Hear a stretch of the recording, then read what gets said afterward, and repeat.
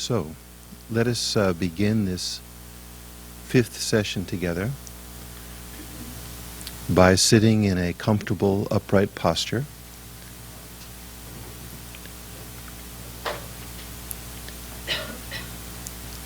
And first spend a moment or two making sure that we are truly relaxed, truly comfortable.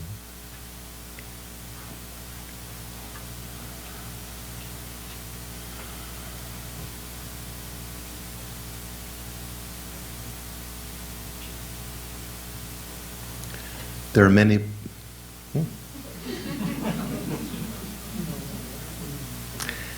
many places in our body where we hold tension.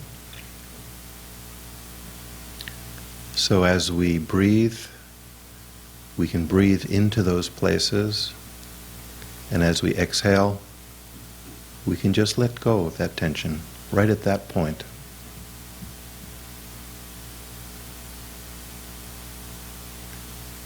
The eyes and the area around the eyes are often repositories of such tension.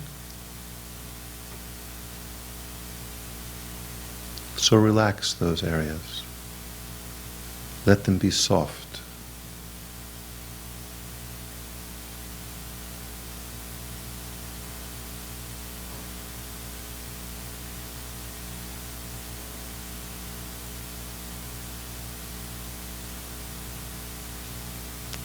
In the same way, the jaw muscles, the shoulders, the back,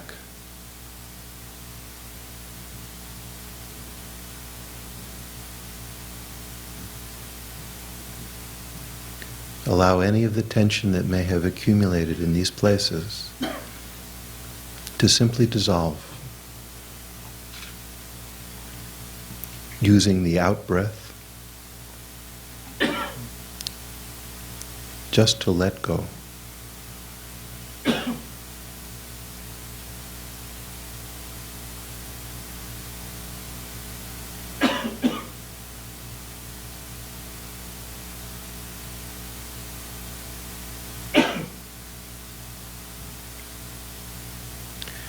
At the same time, to make sure that our mind doesn't slip into lethargy and sleepiness, it may be helpful just simply to raise the sternum, the breastbone slightly. Just feel as if we're lifting it up. A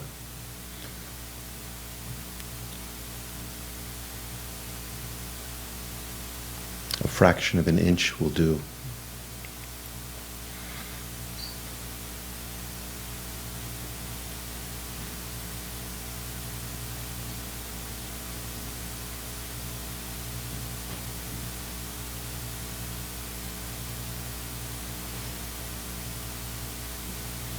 If our posture is comfortable and upright, we should encounter no great difficulty in breathing deep into our abdomen. And so we can start by taking 3 such deep breaths, pulling the air all the way down so it inflates the abdomen completely, raises the diaphragm and fills the chest, and then letting go completely with the out-breath, as if we were giving ourselves an internal massage, simply using the power of the breath.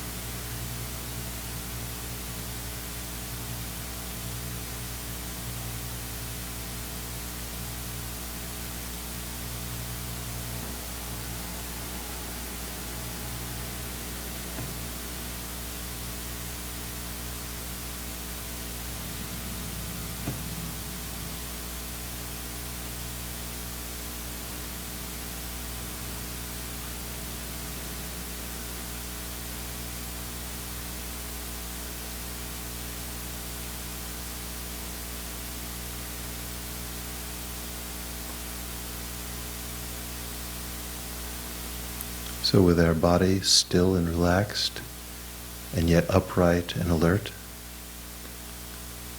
and our mind somewhat centered and calmed, we cultivate the expansive, compassionate motivation for engaging in the following activities.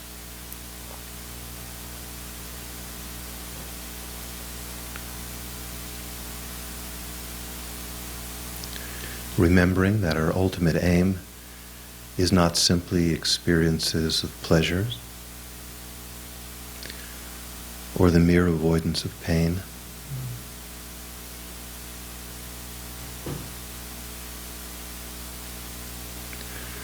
or furthering our sense of a separate ego identity,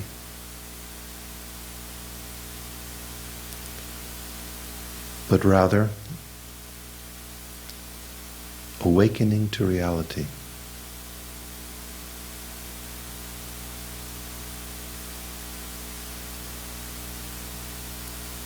to be fully present, the mind completely unencumbered by ignorance and the various delusions that arise from ignorance.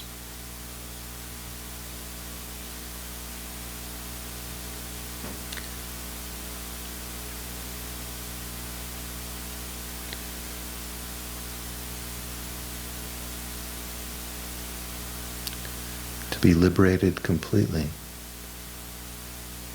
from the round of death and rebirth, impelled by karma and the delusions.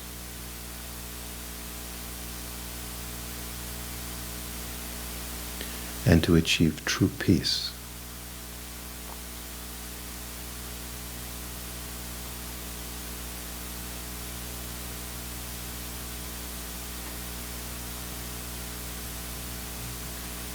A peace that is gained only through understanding the ultimate nature of our own mind.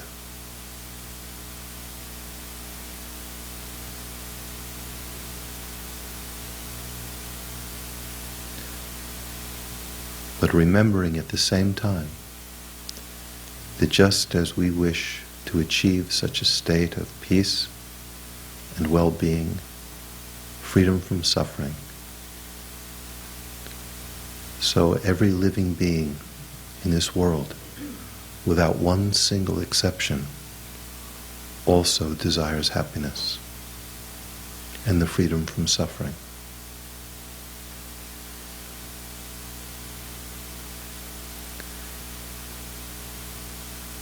And so it is not enough merely to attain personal liberation,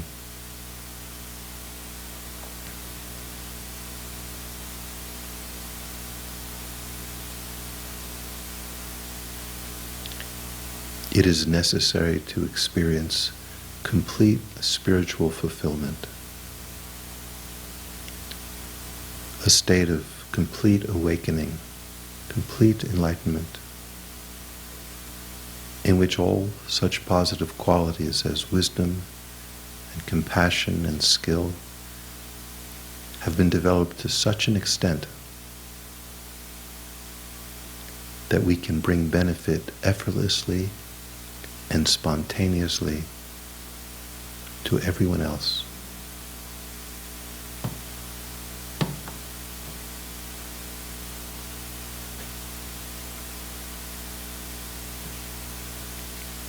And so, let us cultivate the altruistic motivation that all of the efforts that we put here today are directed ultimately to the welfare of all other beings.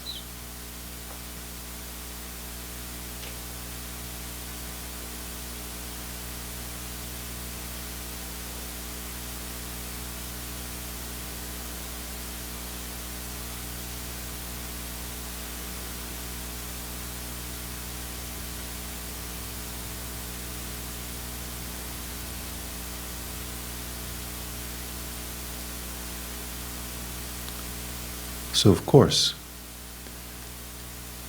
This is a large responsibility. This is a great undertaking.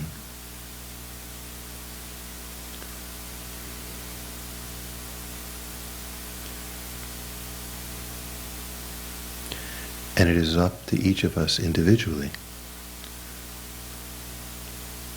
to take upon ourselves this responsibility.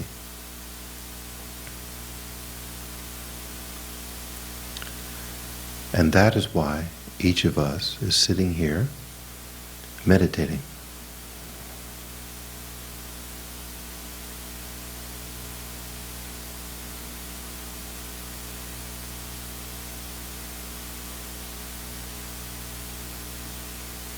So each of us individually can say to ourselves now,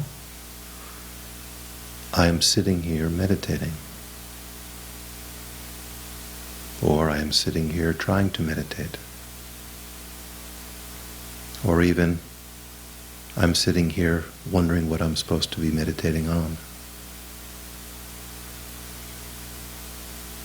But in any event,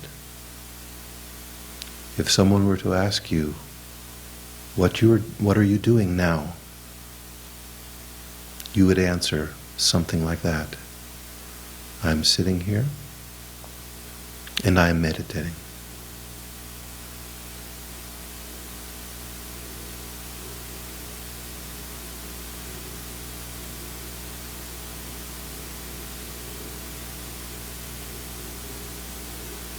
So who exactly is sitting here?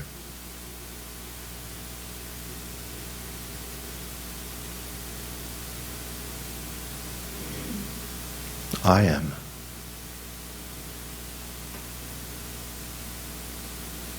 It may be helpful to go back in time a few minutes or a few hours to see what else I've been doing today before I reached this position.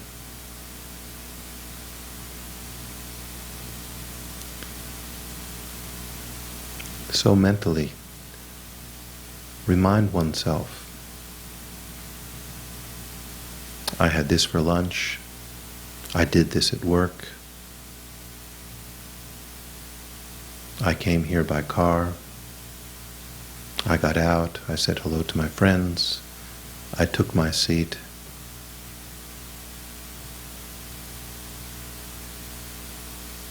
I had this experience, I had that experience. And now I'm sitting here.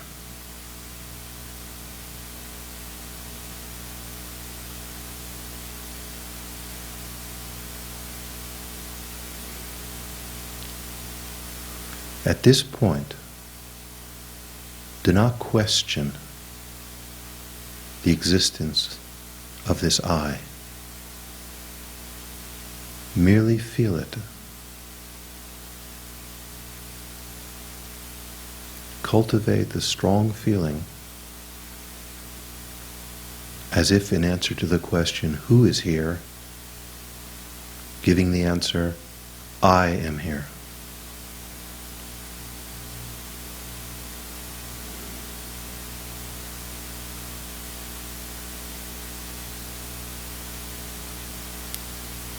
Because in this seat where you are at this very moment, it isn't someone else. It isn't someone else sitting here on this seat. Who's sitting here? I am. The person called John or Sarah or Michael or whatever.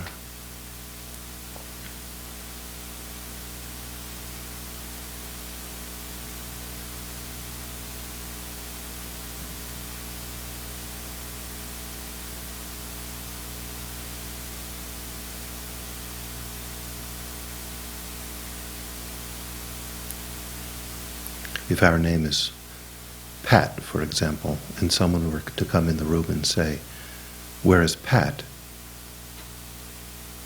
I would be the person who would raise my hand.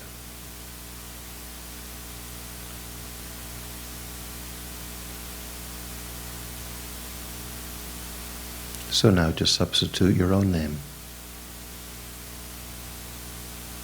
Where is so-and-so? Here I am. What are you doing? I'm sitting here. I'm meditating.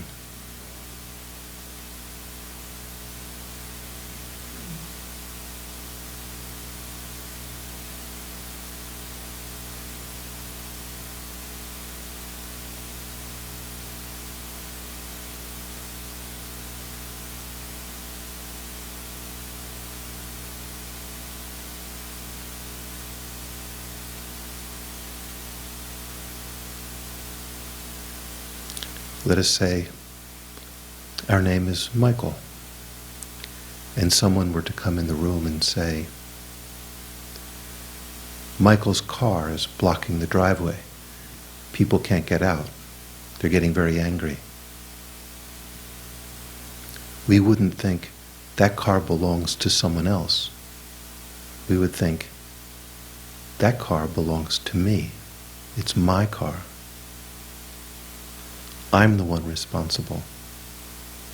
I have to move it. I have to stop sitting here. I have to leave, go out and move the car.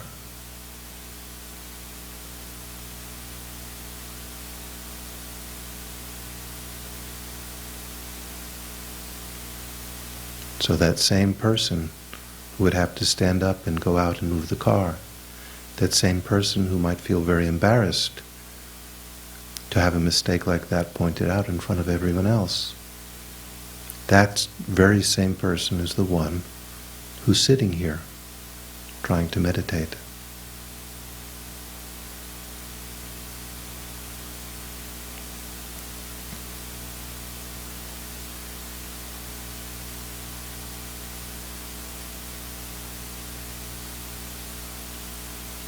So, now that we've cultivated a strong sense of our presence right here, I am here. Let us use a corner of our mind to ask ourselves a question.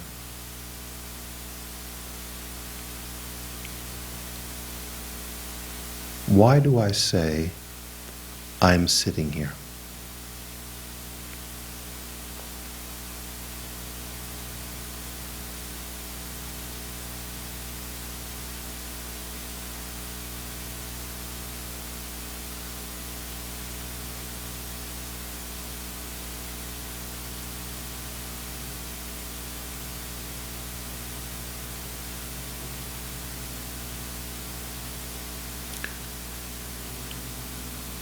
Why do I feel that I'm here?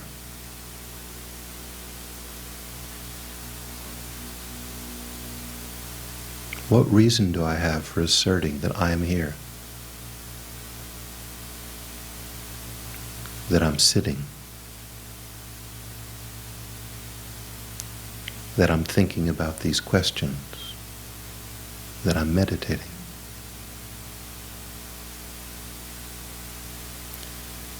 Take these questions very seriously.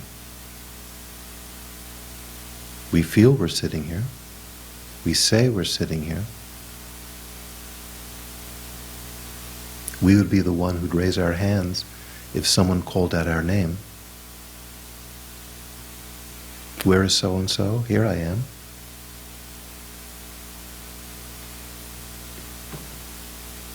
Well, why would we respond like that?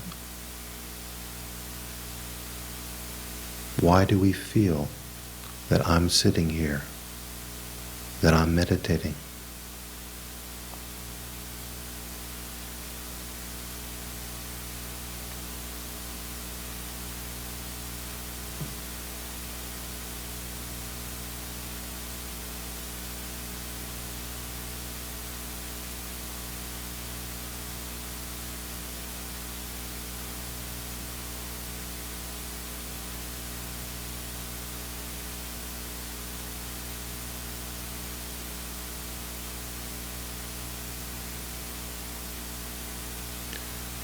As far as I am sitting is concerned,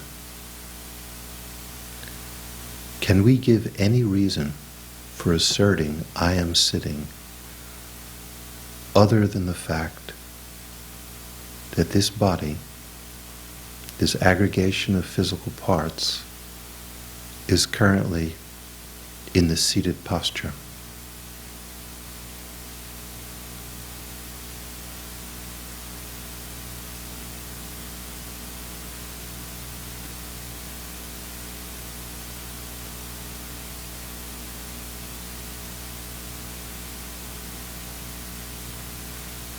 In other words, other than the body being seated here, is there any other reason for asserting, I am sitting here?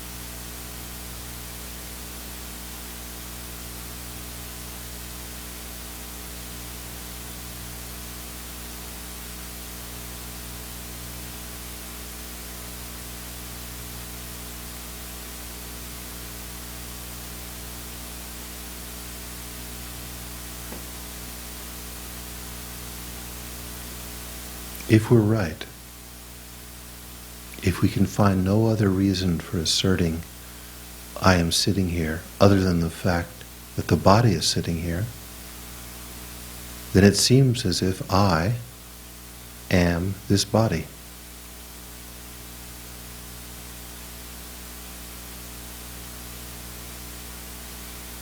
Does it seem that you are your body?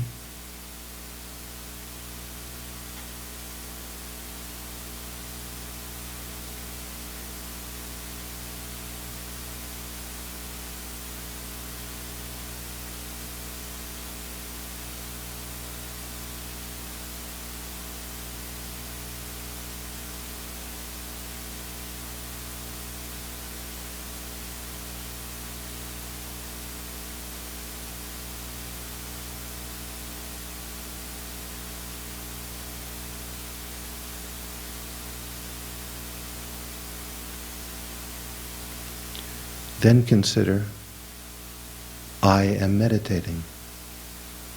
Is there any reason for asserting, I am meditating, other than the fact that this mind is engaged in certain mental activities, a certain investigative process?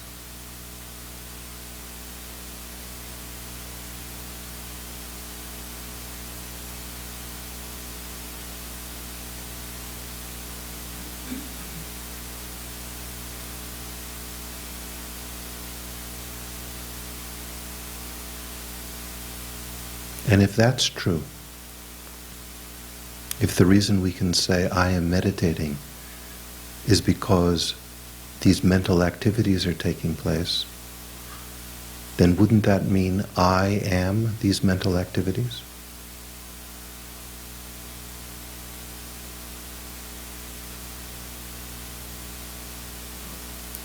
So in one case it appears, I am this body.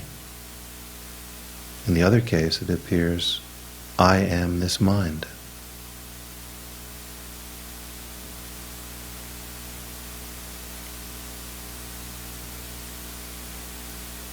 Does that seem contradictory at all?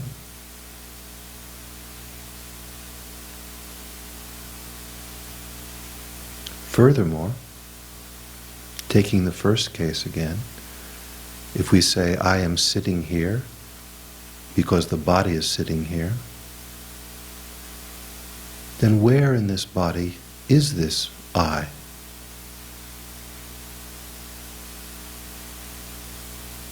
After all, the body is made up of so many different parts, so many different organs, different molecules, different atoms. Which one of these organs, molecules, and atoms is I?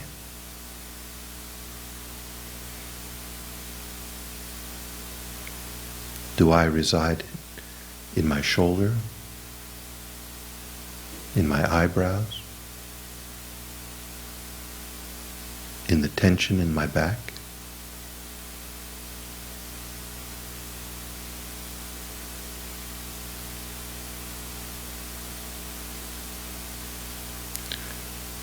Or do I have 1,000 different eyes?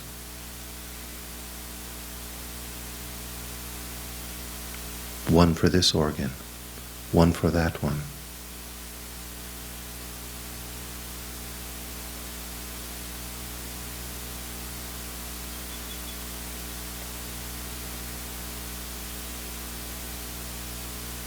And in a similar fashion, in the second case, I am meditating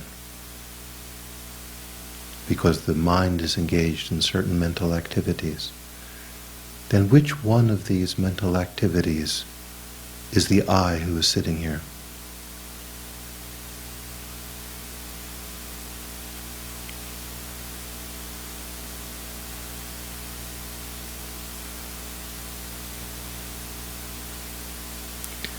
And if we found one specific mental activity, let us say the activity of investigating these questions, if that is the I, then what about all of the other mental activities which we engage in? All the perceptions, all the ideas, all the different thoughts, all the different sensations. What are they?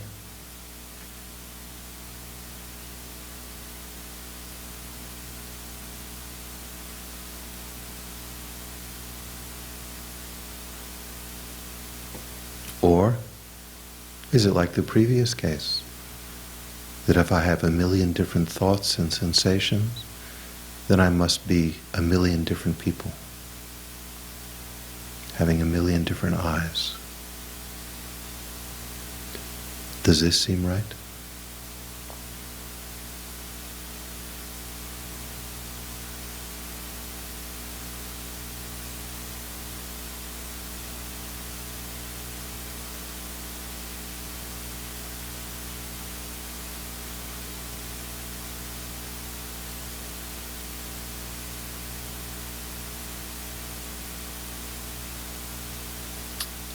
So now, relax this investigation.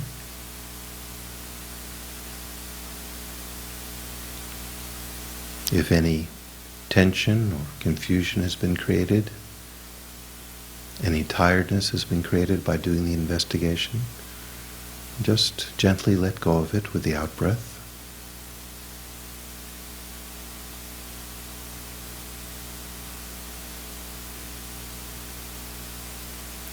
And allow ourselves to feel once again, I am sitting here. I'm relaxing.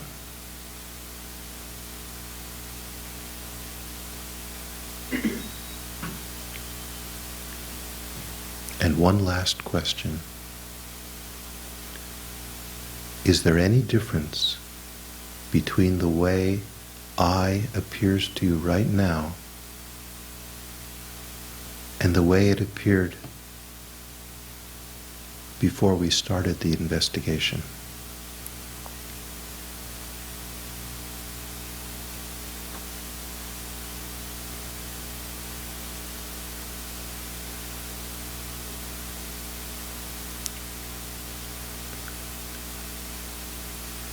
Does it seem more or less real? More or less concrete and findable?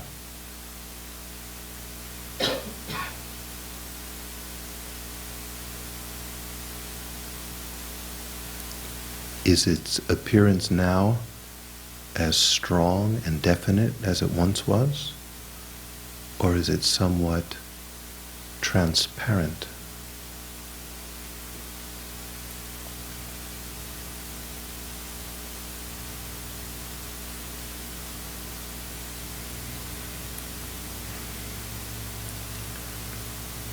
now we can relax the strength of this meditative concentration.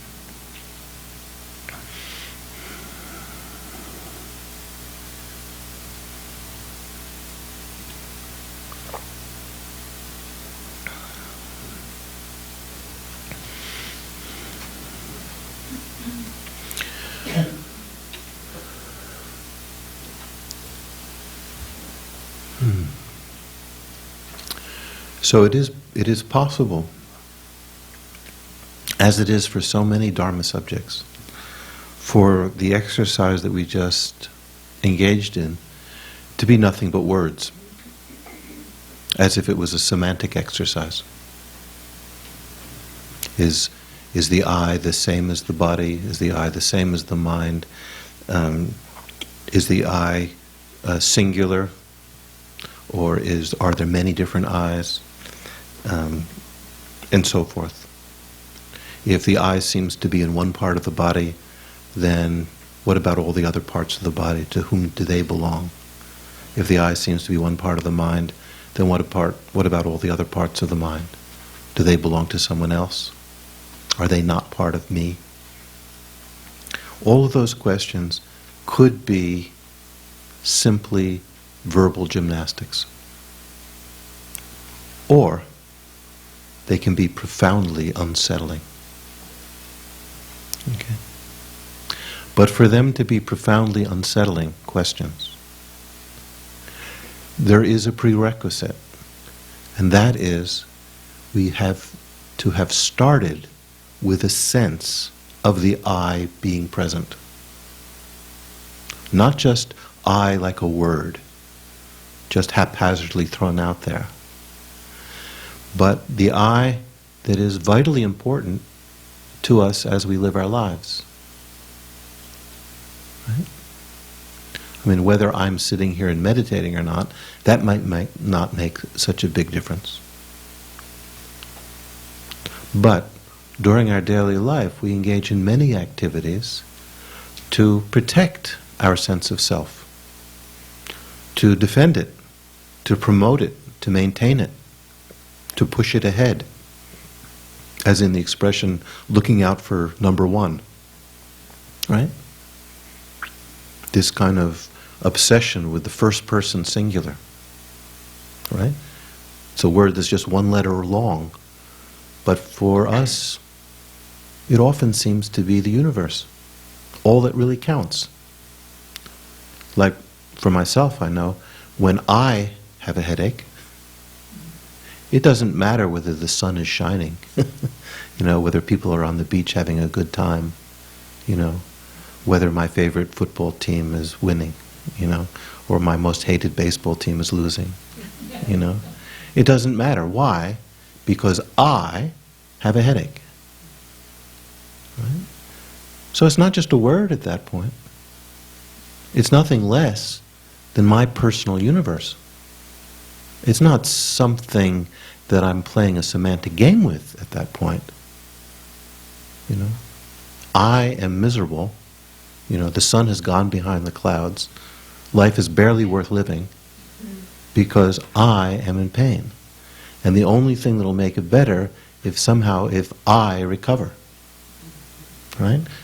So, if we start out feeling the presence of that I, then the investigations, the kinds of questions we ask, are meaningful. They're not semantic games. They're not verbal gymnastics anymore. Okay? So, it's a tricky balance, this kind of meditation. One of the reasons it's so tricky is that when we have the strong sense of I being present, the investigative qualities of the mind aren't operating very strongly. Right? Oh, I'm so miserable. There's no investigation going on at all at that time. Or, I'm so happy. Again, no investigation going on. Just kind of wallowing in this sense of me-ness, of I-ness. Right? On the other hand, when we start with that kind of investigative corner of the mind, when you start asking questions, where exactly is this I? Is it here? Is it there? How many of them are there? And asking those kinds of questions, posing such questions as, if my body is sitting is the only reason I can give for I am sitting, does that mean my body is my I? When we start asking those questions, giving strength to that analytic, investigatory aspect of consciousness, then at that moment, the sense of a strong I being present is weakened. Right? So when the I is strong and present, the quality of investigation is weak. When the quality of investigation is strong, the sense of I is weak. It's tricky. It's tricky. It's difficult to keep the sense of I am here. Who? I, me, John. Right? Where's John? Here I am. Right? That one. It's difficult to keep that present with the main focus of our consciousness, and at the same time look around and say, where exactly are you, John? Where's this I you're always talking about? Right? Difficult. You give more effort to the investigation, that strong sense of I seems to evaporate. At those moments when that sense of I is very strong, like the example of a very strong positive emotion or a very strong negative emotion, then the ability to stand back and ask questions about it. Reasonable questions, analytical questions, is diminished. Now, what I've just described, that kind of difficult balancing act of being able to keep those two together, the real sense of being here, of doing whatever it is we're doing, and at the same time investigating it, analyzing it. I'm kind of curious. Does the description that I just gave ring a bell in your experience? A lot of people are nodding their heads. So either they agree with me or they're falling asleep. Okay. Is there anyone who doesn't have that problem, or doesn't face that that kind of riddle of how to keep both of them going, or that when one is strong, the other is weak, and conversely, when the one is weak, the other was strong? Does anyone not have that kind of experience? Am I describing something which does not relate to what's going on? No? Okay. This isn't an exam where there's right questions and wrong questions. We're really trying to do something quite difficult here, right? Because we're asking about something that we've taken for granted. We've taken it so much for granted that maybe when the question is first posed, how can you say, I am sitting here meditating?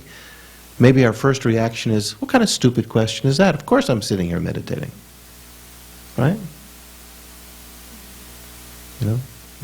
We take this I, as it appears to us, as being something quite definitely there, real, findable, present. We take that so much as a matter of course that it can seem kind of absurd to question it. It's like, I don't know, maybe this isn't a good analogy, but it's like right in the midst of being very happy, having a great time, someone asks you, are you having a good time? And you say, well, I'm smiling, aren't I? Of course I'm having a good time. How could you ask a question like that? Isn't it obvious? We might feel somewhat similar. How can you ask, am I sitting here meditating? Or at this moment, am I sitting here talking? Are you sitting here listening? Are we sitting here thinking? Whatever it might be. How can you ask that question? Of course. It's being videotaped. When they show the videotape later, there will be our pictures on it. What more proof do you need in a court of law? Of course we're here. You know, what kind of stupid question is that? Come on, ask a real question. Okay? And we feel that way, I think. We feel that way because that sense of I is so deeply a part of our makeup. It's like, it's unquestionable. So, but here, we're daring to question it. Right? And the reason we're questioning it, no,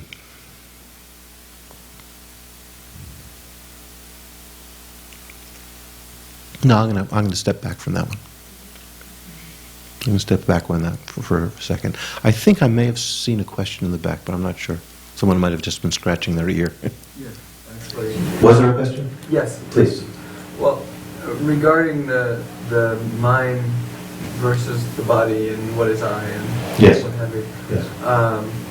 I was thinking about this, and it seems to me actually that we deny that we're fairly comfortable denying that we're where our body is, because we always have those times when we'll say, "I'm sorry, I wasn't here.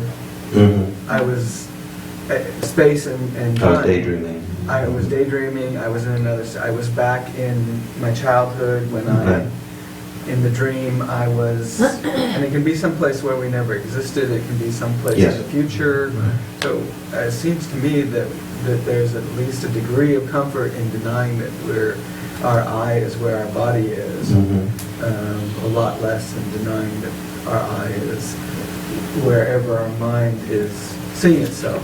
Not the physical place of our brain and whatnot, because that's just back to the physical, but the place where our mind is perceiving this. And this thought that was just brought up, that, you know, that sometimes it feels less difficult to separate the I out from the body and locate it in the body than it is to locate it in the mind. This is actually quite profound, because even there are certain schools of Buddhist philosophy who say ultimately when you search for the I, you are going to find it in the mental consciousness. Right?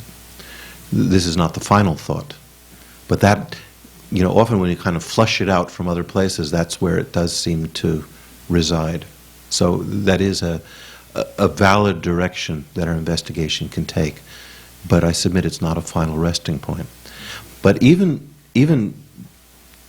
putting that consideration to the side for the moment, even while we can feel that, all right, I admit that I is not just this body or located in this body, that still isn't completely true to our experience of I as it arises, though, is it? Because if you're walking along and for no reason whatsoever someone comes and punches you in the arm, and you feel pain coming from your arm, like they didn't punch you in your brain or wherever you think the mind is located, they punched an aspect of this physical form. And at that moment, the thought that arises is not so much, why did you punch that arm? Right? As if, okay, I'm not in my body, I'm off to the side somewhere. This body is some kind of possession. At that moment, it doesn't feel that way. We feel, you know, why did that person punch me? I am pissed. Right? I hurt. Right? So at that moment, it very much seems like there's a very, very intimate connection between this real sense of presence, of me being here, and something occurring in this body. Otherwise it would be as if someone took a relatively valueless possession of mine, you know, like a scrap of paper, and ripped it up. I might think, oh, it's a shame that person ripped up my scrap of paper, but we wouldn't feel the I violated at that moment, would we? But if they do it to our body, or if they do it to a valuable possession, then we really feel that the I that's sitting here asking these questions, right? The I that's meditating, the I that we're maintaining, the I that we're preoccupied with, the I, we could say, that we're obsessed with, that I is upset. That I is insulted. That I is attacked. That's how it feels at that moment. Okay? So it is true, when we start using the investigative corner of the mind, we can run through the parts of the body and realize that no one of them matches up with this I. And it's a little bit harder to do that with the mind. Okay?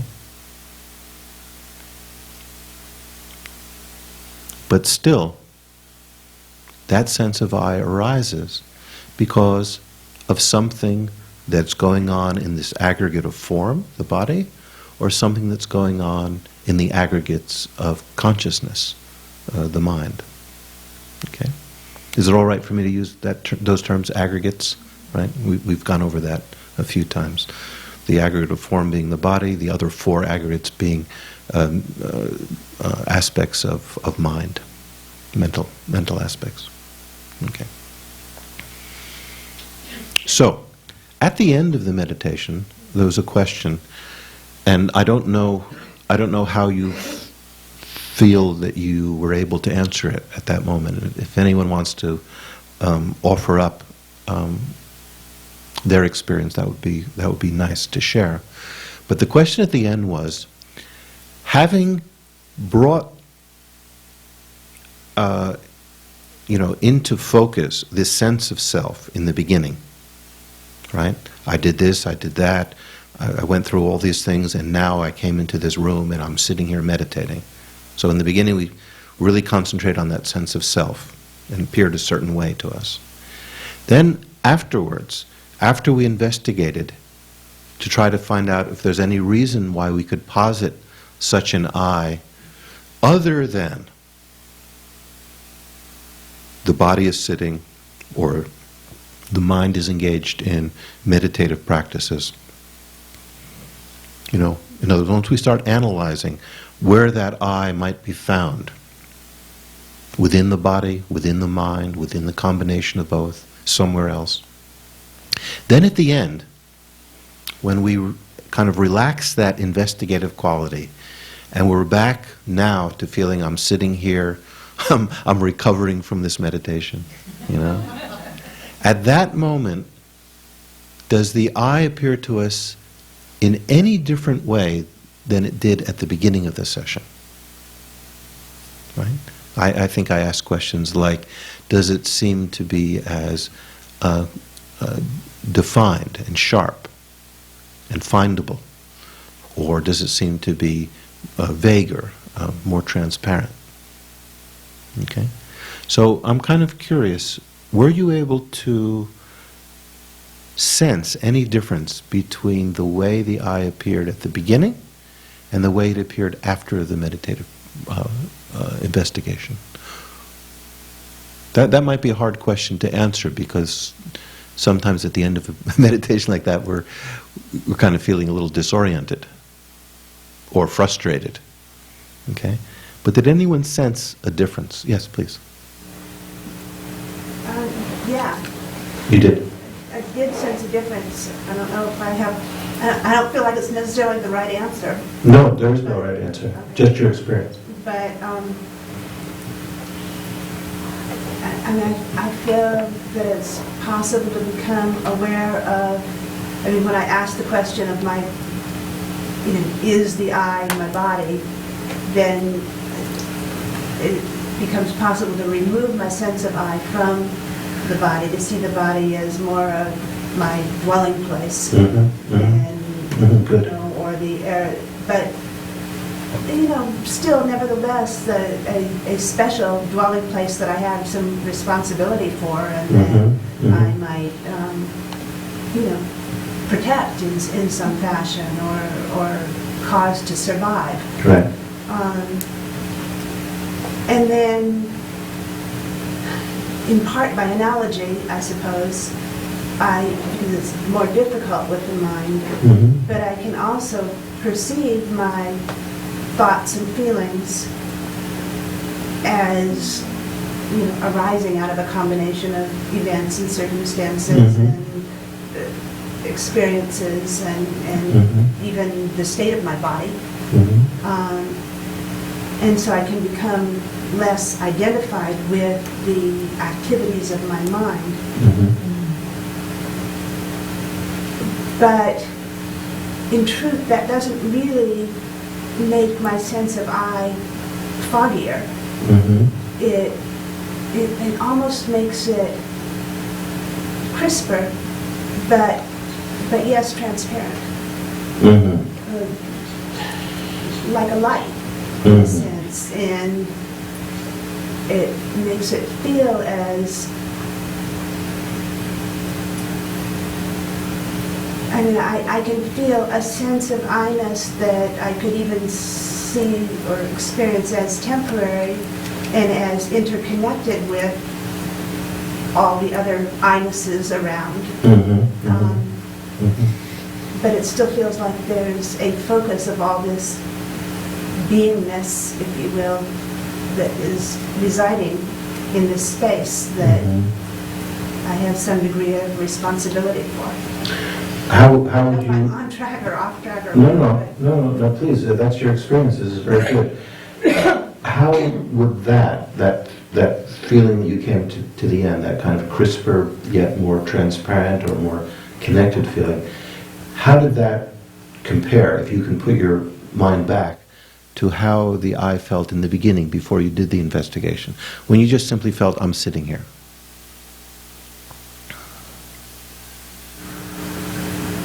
Did you have that kind of feeling about the I before?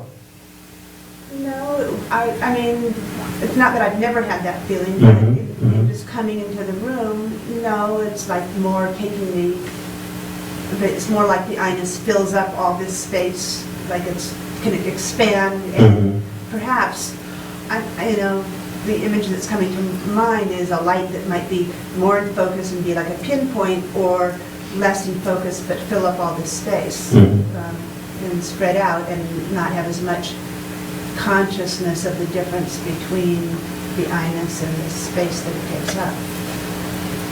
Okay, well that's good.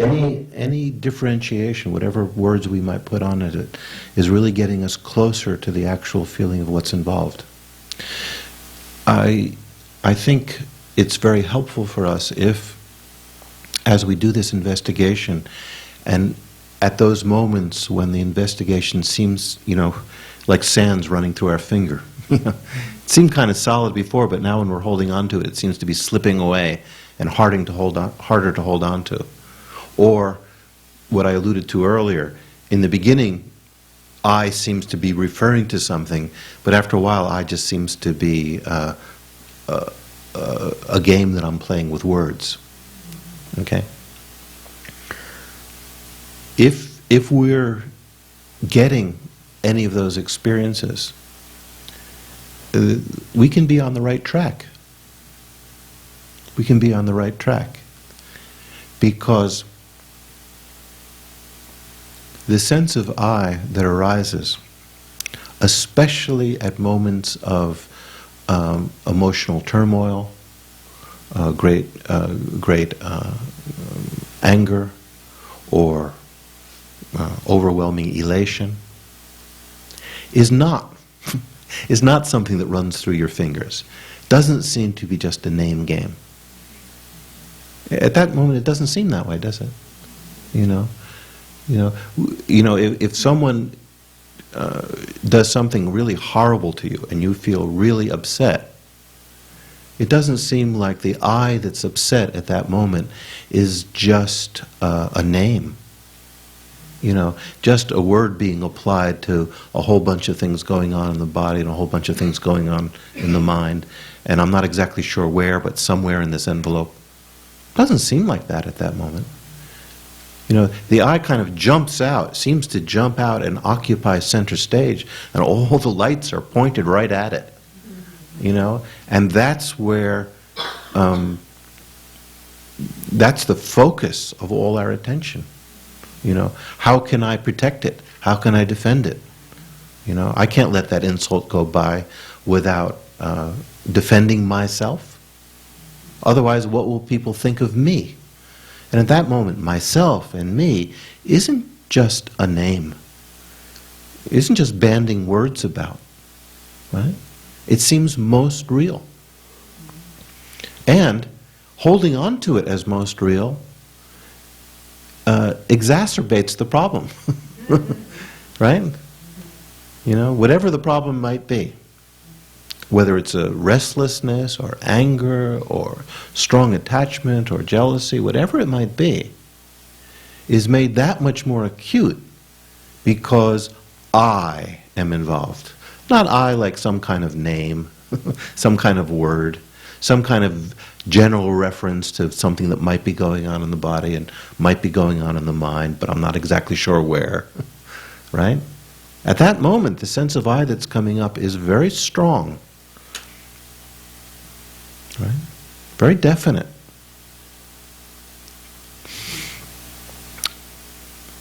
I will, unlike last week, I will entertain some questions later, but I want to hold on just for a second.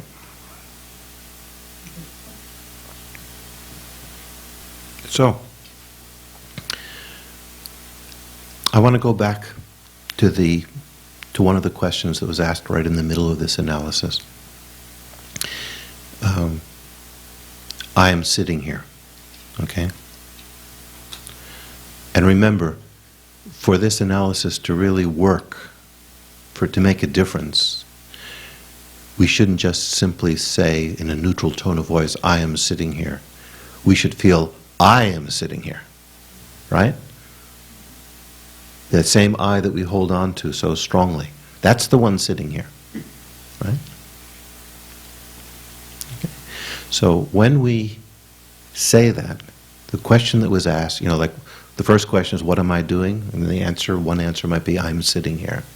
Then the follow-up question was, is there any reason that we can say, I am sitting here, other than the fact that the body is in this posture? Is there any other reason? Right? And when we can't find another reason, then we might follow up by saying, is there any reason we can say, I am meditating other than my mind is engaged in those activities? Okay? But let's stay on the level of the body for the time being, because it's a little bit easier to look at. Okay? Let us say we come to the conclusion that there really is no other reason for asserting, I am sitting here, other than the body is in this posture. Okay? Let's say that's the conclusion we come to. Okay? I feel confident that we can say that because all the great meditators have come to that conclusion, that there is no other reason. Okay? But that's not good enough for us. We have to investigate. No, we have to. If we accept it because Buddha said it or Tsongkhapa said it or the Dalai Lama said it, then it doesn't make any difference to us, you know. That faith in the fact that there's no other reason isn't going to move our mind at all. Okay? It does give us a direction to investigate in, but it doesn't convince us of anything. Okay? So, but let's say, upon investigation, we can come up with no other reason for asserting, I am sitting here, other than the body is in a certain posture. Okay? Then the inescapable conclusion, and let me interrupt myself, and on top of that, we investigate the body from top to bottom, and we can find no one place where the body is. You know, the knee isn't the, no one place in the body where the eye is. You know, the knee isn't the eye, the elbow isn't the eye, there's no one molecule or organ that's the eye, okay? Then there's an inescapable conclusion that arises, and that is that the I is just exists. It just exists, merely imputed on the body. In other words, the body is doing something, and the I is just a designation. Right? The body is sitting, therefore I am sitting, so I is just a way of referring to what's going on in the body. Or in technical language, it's just imputed on the body. Because the body is in this posture, we can say, I am sitting here. Right? So actually, it does become a mere name. In other words, I now really is. It really is a name game. Right? Didn't feel like a name game in the beginning, when I'm insulted, or I'm elated, or I'm jealousy, or I'm attacked. Didn't seem like we were just applying names, did it? It seemed like there was a very real I that was blamed, elated, angry, sad, miserable, whatever. But when we start to investigate it, the I seems to be merely imputed. In other words, a mere designation, a mere name, applied to some physical activity.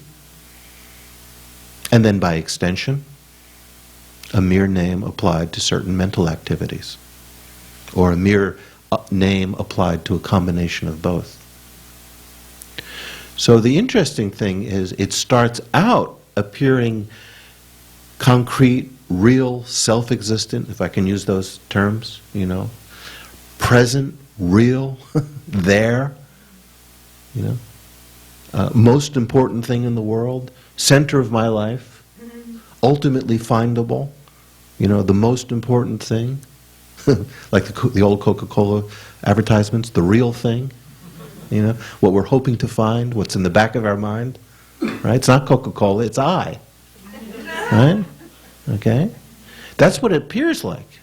But when we start to investigate it, it seems to lose that status, and instead appears to be nothing other than a name or a label, if we want to call it that, applied to these aggregates, this base, this body, this mind combination. It exists, as sometimes the teachers put it, through the power of name. Through the power of name. So that's why the question comes up, does the I appear the same way after the investigation that it did beforehand? Okay? Not that there's like one correct answer to that, but what we're trying to do is hold on to how the I appears to us, especially in moments of strong emotion, because that's when it becomes, the way we hold on to it becomes clearer, more obvious. And then, upon investigation, does the I seem to have that same kind of solid, concrete, findable existence, or has it retreated to being nothing other than a mere name, a label applied to a base? Okay? So that's kind of the direction that this investigation is going. And it doesn't mean like, having given that answer, I've given, I've told you how the movie ends and I've spoiled it for you. It's not that, because it's something that's continually with us. Because what happens is a few minutes after we've done the investigation, first it appeared so solid, now it appears a little transparent. We go outside and someone says, "Oh, I like your hairdo." And you say, "Oh, you really do?" I am so happy, or, or says something insulting to us, and we feel, now I really feel upset, okay? At that moment, it doesn't seem like a merely designated I, a merely imputed I, a mere name applied to a base is being praised or blamed, does it? It keeps coming back, right? So what's the advantage? What's the advantage of doing this kind of investigation if, while it seems solid in the beginning, and then transparent or loose or name-like upon investigation, if afterwards it comes back to appearing solid as before? Have we just been doing this whole exercise for nothing? We'll get into that and maybe address some of the questions after the break.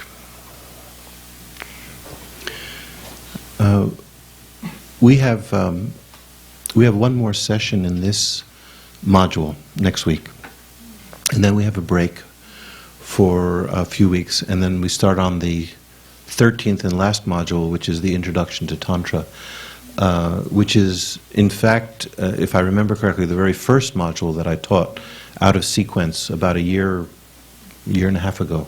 I don't know if anyone was here present. You were here at that time. And during that module, we will there's a very intimate connection between it and everything that went before, most especially the investigation on emptiness that we're starting now. So, and unlike the last time that I taught it, I'm thinking that this time I will also combine it with a purification meditation, like the Vajrasattva purification meditation, because like the Shakyamuni Buddha visualization, which I will also try to incorporate with that course, unlike the previous time, both of those are practices which have a, we might say, a tantric sensibility to them, come from, are informed by the tantric tradition, but unlike other tantric practices, can be shared with people who have not received empowerment or initiation. So the course that'll be taught after this one, this Introduction to Tantra course, while it will have some similarities with the one that was taught a year or so ago, will have certain differences, and hopefully will allow it to tie it together with the various modules that have come before it. Not only the emptiness module, the present one, and of course the bodhicitta modules that came before that, but even the earlier ones on negative actions, recognizing negative actions and purifying them, and so forth.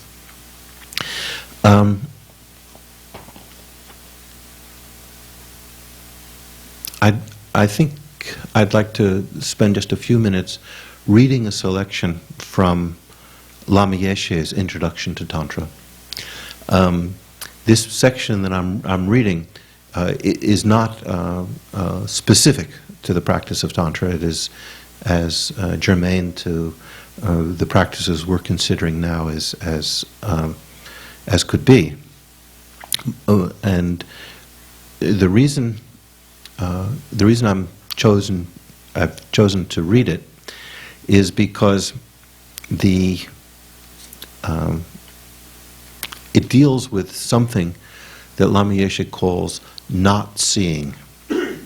He starts out by saying, by quoting, he says, Tibetan Lamas often say, not seeing is the perfect seeing. Not seeing is the perfect seeing, which certainly sounds like, if nothing else, a contradiction, right? How could not seeing be the perfect seeing? But as I think starts to become a little bit clear as he discusses, he's really talking about the very same issue that we've been approaching in different ways in this module, and which we try to approach a little bit more definitively in the opening meditation this evening, and that is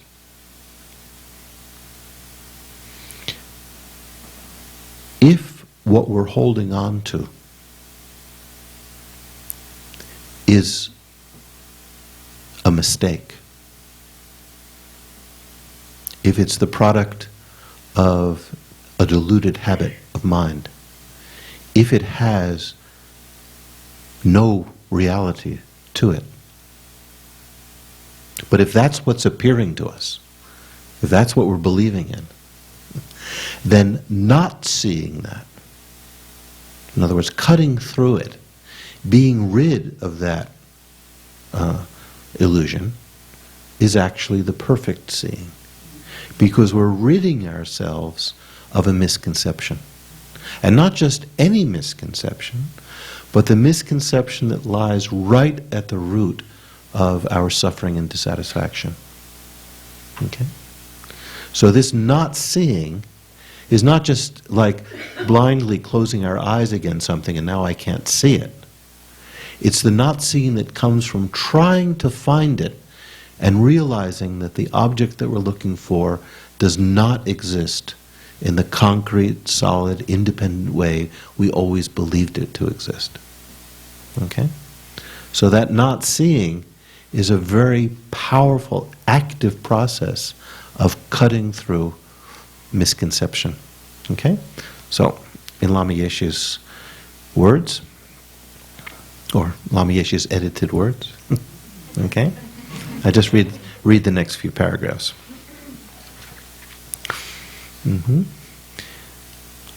Tibetan Lamas often say, not seeing is the perfect seeing. Strange words, perhaps, but they have a profound meaning. They describe the advanced meditator's experience of spacious, universal reality, the experience beyond dualism. In our ordinary experience, we are overwhelmed by countless dualistic perceptions and conceptions.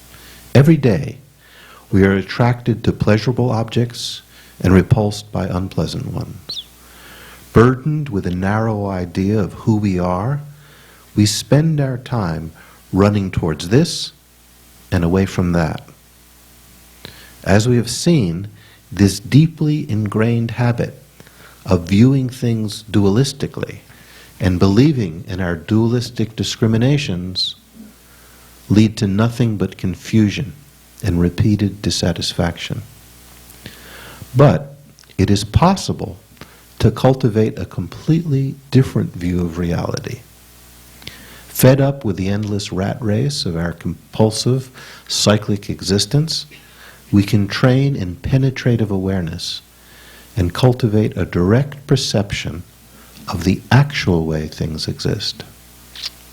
This training proceeds in different stages, some of them highly analytical and conceptual, and others more direct and experiential.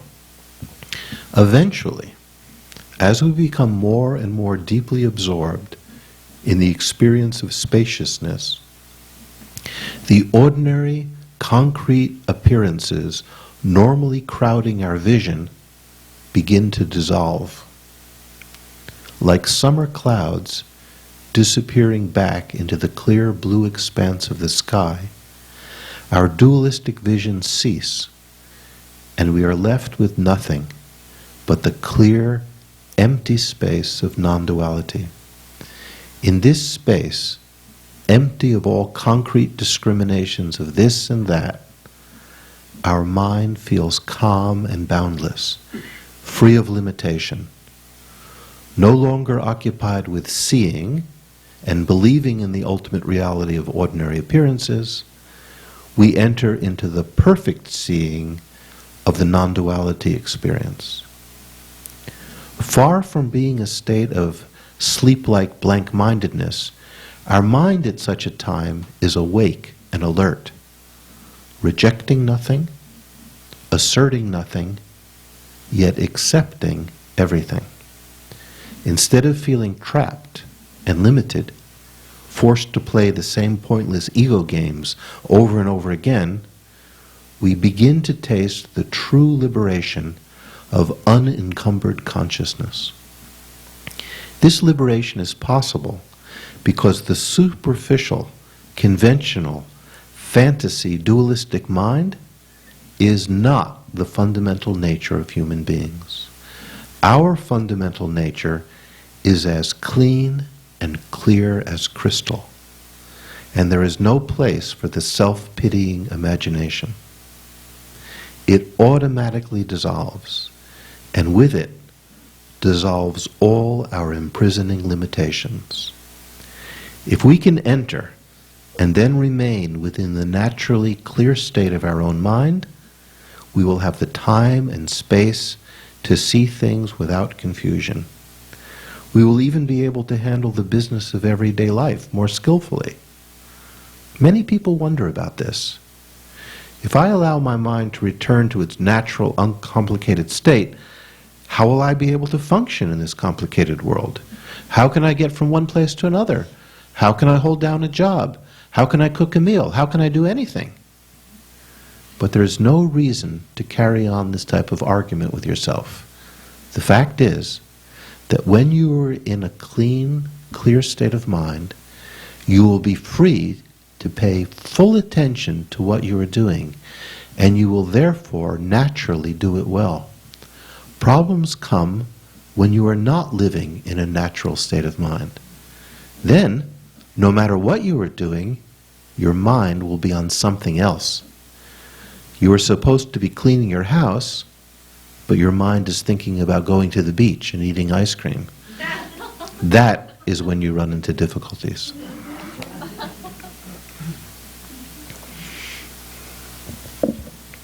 So I thought I would share that because, again, sometimes in doing this analysis, we seem to be going from a darkness to a greater darkness.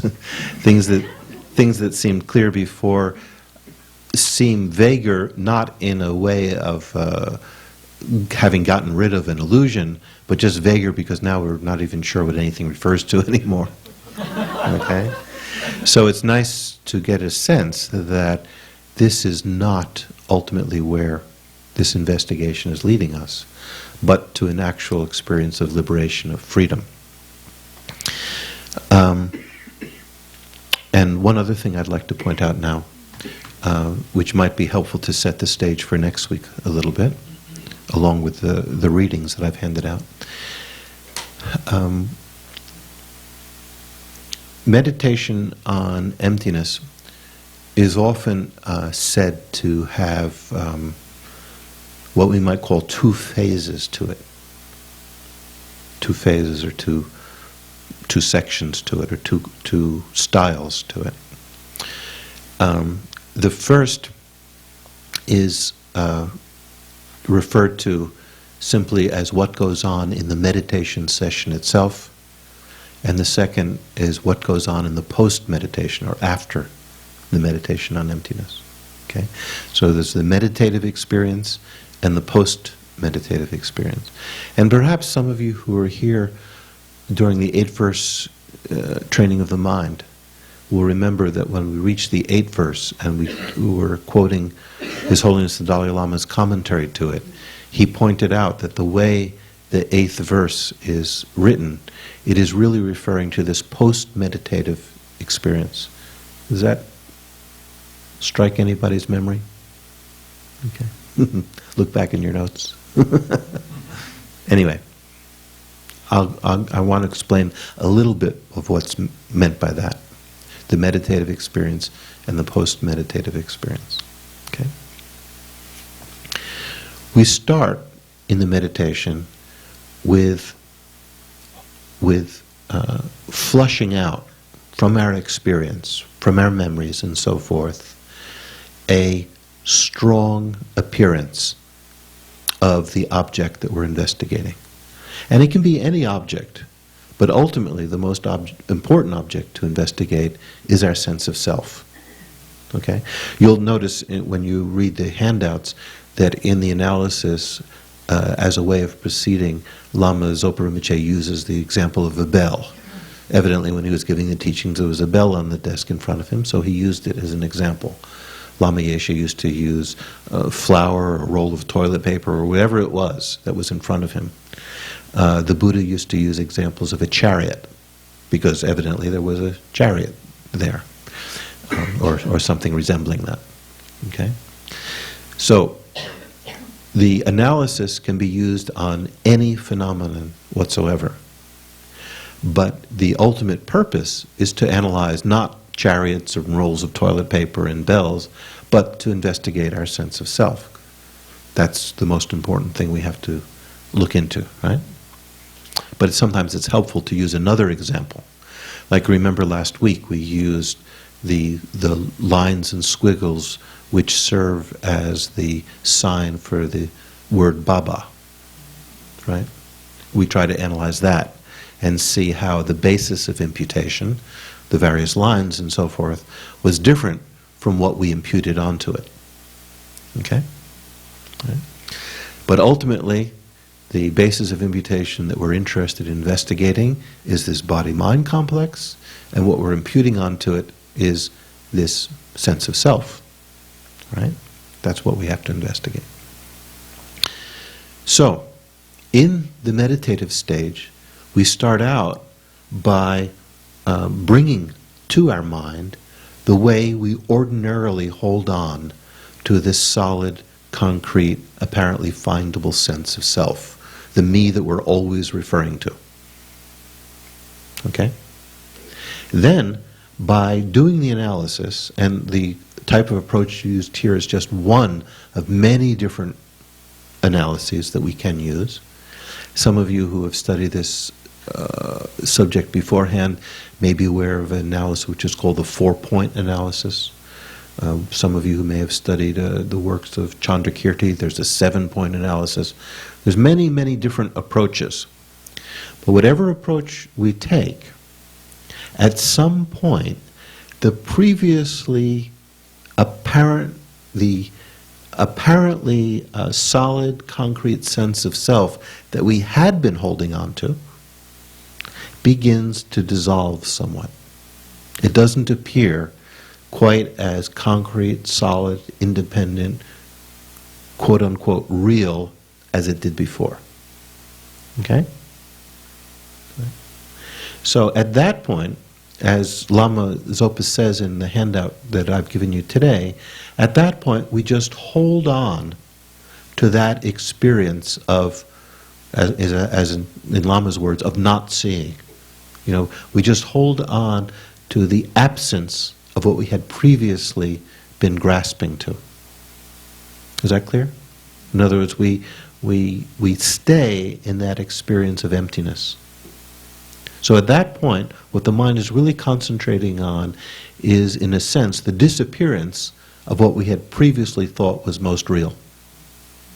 Okay? So that is the main core of the meditation practice. And Lama Zopa points out in the handout that when that experience fades, then we go back and do some more analysis again, you know, like we ask those questions, what am I doing and why can I say that? Until the apparently solid sense of I again begins to dissolve somewhat. And when it does, we just allow our mind to focus on the experience of that dissolution, that emptiness, that spaciousness. Okay? Is that clear? Okay? So, for those reasons, the meditative experience, the meditative focusing on emptiness, is called the space-like meditation. So that's why I've written meditation, meaning during the meditation session, the kind of emptiness that we're experiencing is space-like. The emptiness which is like space. Okay? Maybe some of you who are artists have an experience which is not the same as this, but it kind of hints at this a little bit. Sometimes the art instructor tells you, don't draw the object, draw the space in which the object occurs, right? Draw the negative space. You know that experience? Okay. So you're not so much concentrating on the object itself, but the space it occupies. So in a somewhat, this is not an example, this is just a vague analogy. Here, in this case, what you're doing is, previously, the sense of I seems to be most real. By doing investigation, it seems to dissolve, to become transparent, to become lighter, to become vaguer, whatever word we put on it. It seems to disappear, it seems to dissolve like clouds into space, you know, the way Lama Yeshe mentioned. So then, we just focus on this space-like experience. Okay? But then, when the meditation is over, when that focus is over, then things reappear out of habit to consciousness as they did before. Right? So you still feel, oh, I'm sitting here meditating, you know, I just finished, I'm relaxing, you know, I can take a break, I can eat now, like that. So in the throes of the meditation session, that sense of I dissolved. But now here in the post-meditation session, it's come back again, right? It's come back again. But at this point, what we concentrate on is that the illusion-like experience relating to emptiness. That is, things appear, but we no longer hold on to them as being as real and as concrete as before. They appear instead to be like illusions.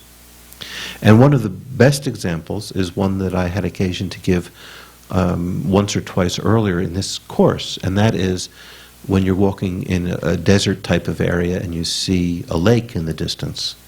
At that moment, the mind thinks there is water over there. But when you investigate it, you see there's no water over there, right? It's only a combination of heat and sand and viewpoint and so forth, right?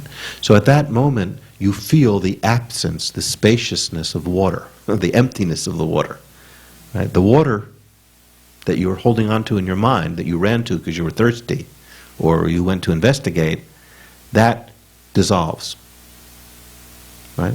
It's no longer there. Your mind no longer holds that there's water there because you've investigated and seen.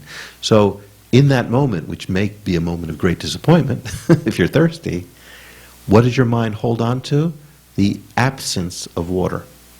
That's what you're actually seeing at that moment. Right?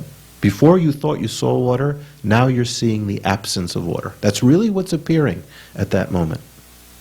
Okay? Then you continue your journey and you look over your shoulder, and sure enough, there's that lake. It's appearing like water again. Right? But now, even though it's appearing like water, there's no longer a sense in which your mind agrees with that appearance or accepts it as reality. You say, oh, that what appears to be water is just an illusion. It's capable of appearing to my mind, it's capable of fooling me into thinking that it looks like water, but because I've investigated, I know it's not. Okay? So in the same way, you have this strong sense of I, of self, as something solid and real, something to be defended, something to be promoted, something to be maintained, something to live for and die for. You have that really strong feeling. But when you try to locate it in the body and in the mind, and outside the body and the mind for that matter, and you can't find it anywhere, then in the meditation session itself, what is appearing to your mind is the emptiness of that I. Right? Just as before you, in that moment of disappointment, all you saw was the emptiness of the water you thought was there. Now you actually experience the emptiness of the I, as if the I, almost you could say, in the process of dissolving. Okay? When it appears again later, it's like, I don't quite believe in you anymore. Right? You're still appearing, and I'm still referring to you, but you're a lot like an illusion. Right? You're illusion-like. And that is, and the Dalai Lama pointed out that recognition of the illusory-like nature of appearances is extremely important, because after all, we live the vast majority of our life outside of meditation. Unless we're a Buddha.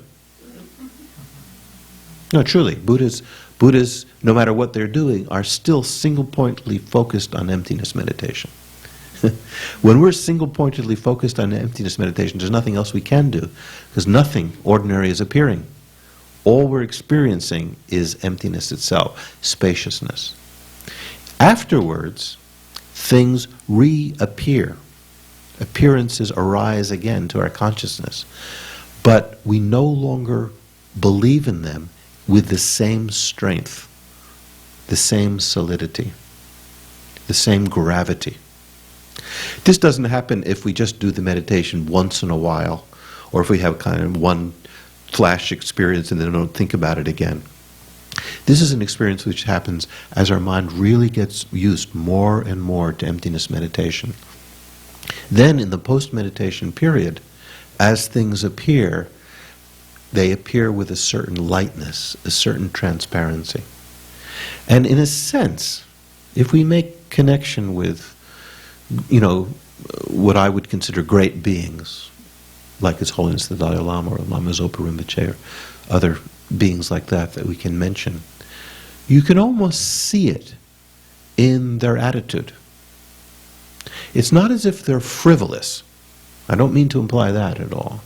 But there's a certain lightness to their touch, as if they're playing with reality, rather than being burdened by it. Right? Certainly in terms of their own being.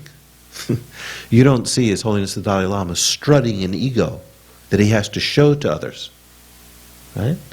If it's necessary to act the part of a king of Tibet, he'll act that part, and he'll act it very well. If it's necessary to act the part of a teacher of Dharma, he'll act that part, and do it very well. If it's necessary to act the part of someone who helps a monk find the lost sandals, he'll act that part, and act it very well. Why? Because there's no self-existent Dalai Lama that he has to project, that he has to maintain, that he has to defend.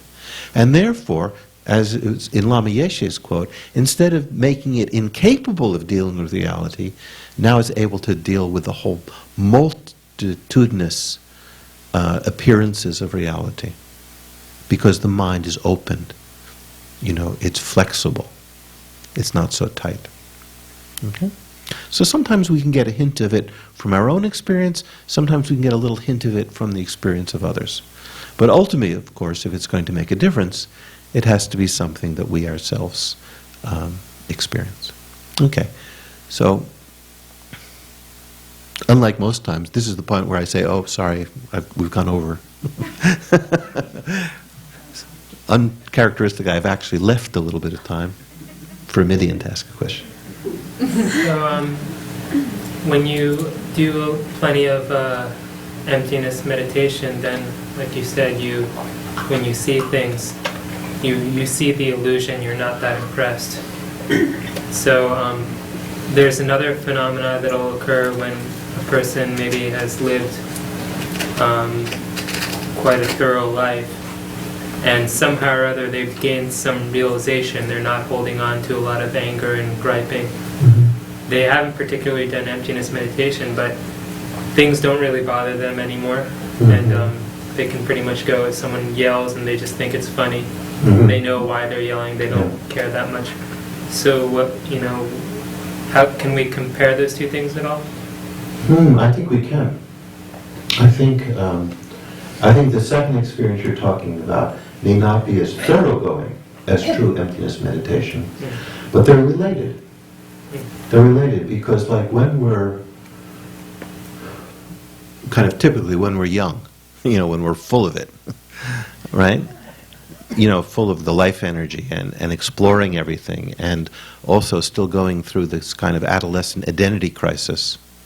There's a great stock put on finding out who I am and really coming up with a positive answer to that. I am this. Try out a bunch of them, and then we finally come up with this one, right? At least for a while. Try this one out. And our identity is very much tied up with that. When we're older, and through experience, this does not happen inevitably. I mean, some older people are as confused as younger people, But it can happen that with experience, we learn that we're not as singular as we had thought before, We remember that in my youth I was this way, and then in middle age I was this way, and now I feel this way. And none of them seem to have that solid and concrete a reality as it might have had to a younger person who hasn't yet had all those life experiences. So there's a certain fluidity. Another way of maybe referring to that is, none of this investigation means I don't exist. Right? I mean, that's something we have to remember from before, and we have to remind ourselves again.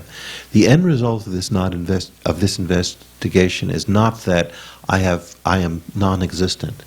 It's I don't exist in the solid, concrete way I previously thought I existed. Okay? I exist merely as a designation or as a name applied to this base, this body and mind.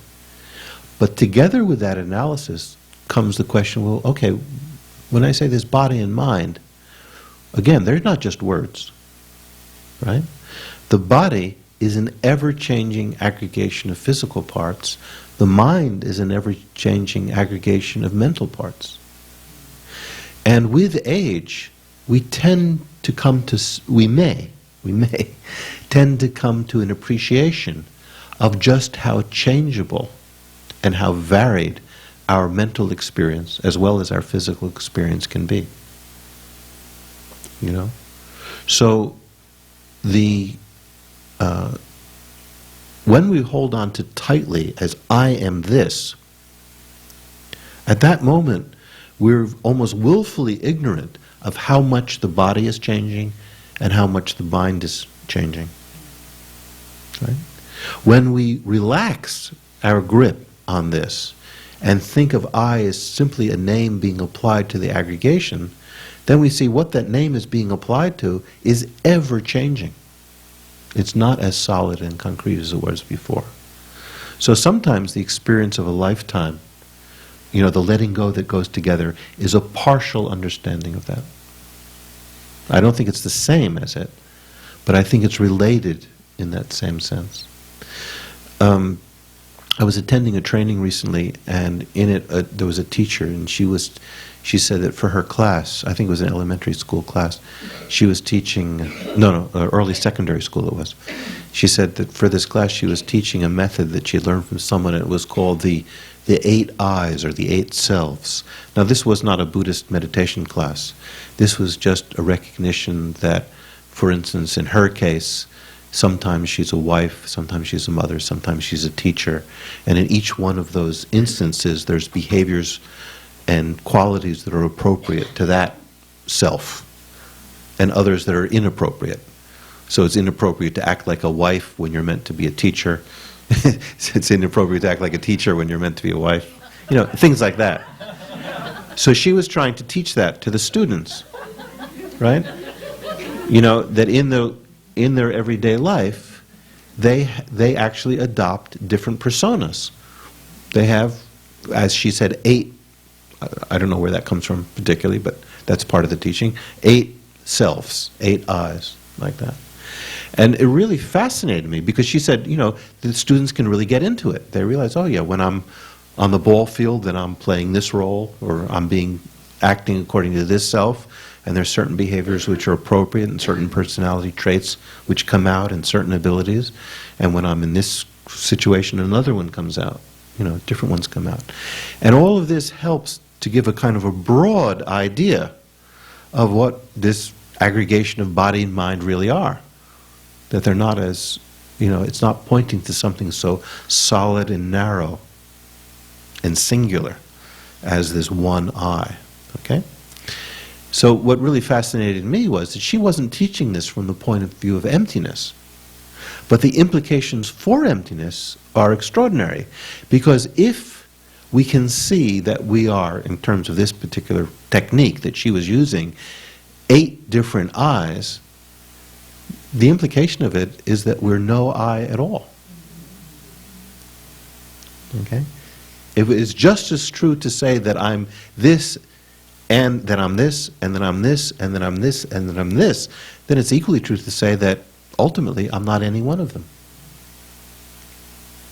Right? So that's kind of a long way of getting around to saying that I think life experiences can loosen up to some extent that grasping onto I. I'm going to go with you because you asked it earlier. I'm sorry. It actually is, his question was kind of loosely on what I was asking, is that with all that you just finished saying, and saying that, you know, with age and stuff, but doesn't that also come depending on what your life is this lifetime? Because I have a friend who was extremely nurtured, and her mother was very dedicated to her. Mm-hmm. She had very loving parents, and her experience was very different from my upbringing. Mm-hmm. So when we approach things the same. Like if you were to come to us and say something to both of us, and say something perhaps that I would consider insulting, Right. or maybe insulting to both of us, she would instinctively say to herself, or, in her mindset, oh, I'm sorry for you that you feel that way. Right. Or I might come as going, who the heck, you think you are? So That's right. isn't it just not just the age thing, but couldn't it be what we brought with us? Because, or, what our, because